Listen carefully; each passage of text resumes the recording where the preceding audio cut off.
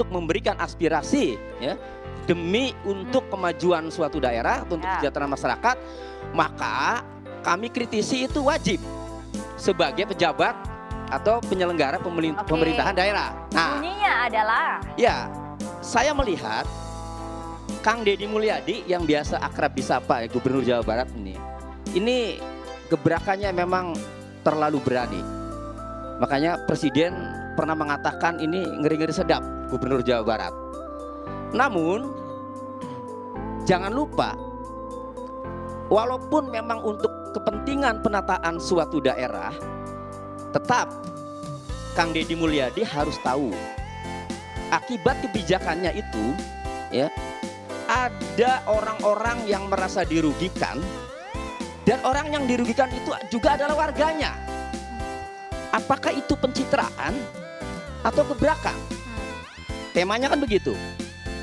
Pencitraan itu suatu kesan yang sengaja dibuat agar bercitra positif, citranya positif, sengaja dibuat.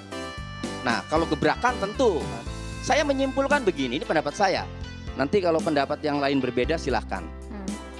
Akan dinamakan pencitraan kalau gebrakan-gebrakan itu tidak dieksekusi dengan peraturan. Jadi hanya disampaikan di media sosial, kemudian dilakukan, diliput media, beberapa media diliput kamera-kamera, tetapi kemudian peraturannya tidak dibuat.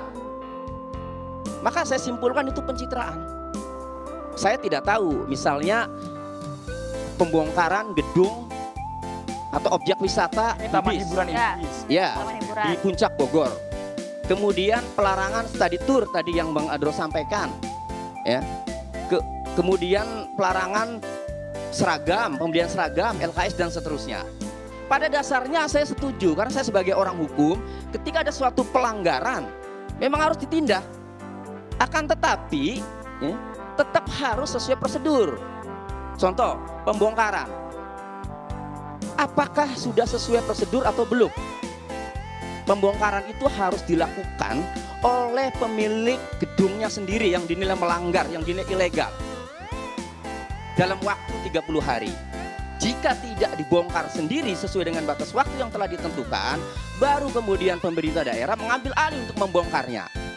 Saya tidak tahu apakah pembongkaran gedung Hibis itu ya, itu sudah sesuai prosedur atau belum. Kang Tony, secara spesifik yang dirugikan masyarakat yang mana ya? Menurut Kang Tony, masyarakat yang mana? Yang bekerja di taman hiburan yang dibongkar atau yang mana, Kang? Ya tentu setiap perusahaan, contoh tempat hiburan objek wisata Hibis ya, tentu kan ada pekerja-pekerjanya.